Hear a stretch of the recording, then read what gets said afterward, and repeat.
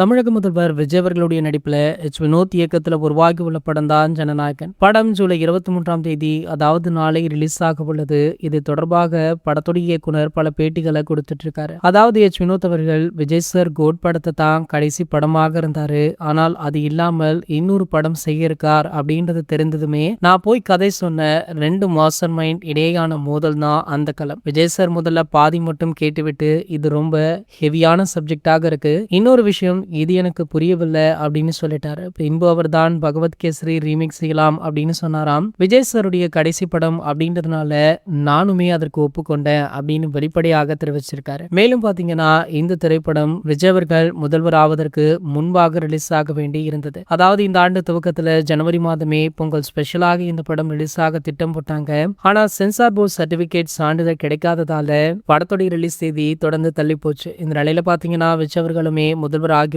தற்போது இந்த திரைப்படம் ரிலீஸ் ஆக உள்ளது. இதற்கிடையில படக்குழுவுமே விஜய் அவர்களுக்காக புதிதாக ஒரு சில காட்சிகள் இணைக்கலாம் அப்படின்னு விஜய் அவர்களிடம் கேட்டிருக்காங்களாம். சோ அதற்கு அவர் நோ சொல்லிட்டாராம். அரசியல் ரீதியாக பல காட்சிகளை இணைக்கலாமே அப்படின்னு பலரும் அறிவுறுத்தியும் அதை வேண்டாம் என்று நிராகரித்துள்ளார் தளபதி விஜய் அவர்கள். சோ இந்த விஷயத்தை அவருடைய நண்பரான நடிகர் அஜித்குமார் அவர்களிடமுமே கலந்து ஆலோசித்ததாக சொல்லப்படுது. இது போன்ற செய்திகளை பத்தி நீங்க உடனே தெரிஞ்சுக்க நம்மளுடைய சேனலை மறக்காம சப்ஸ்கிரைப் பண்ணிக்கோங்க.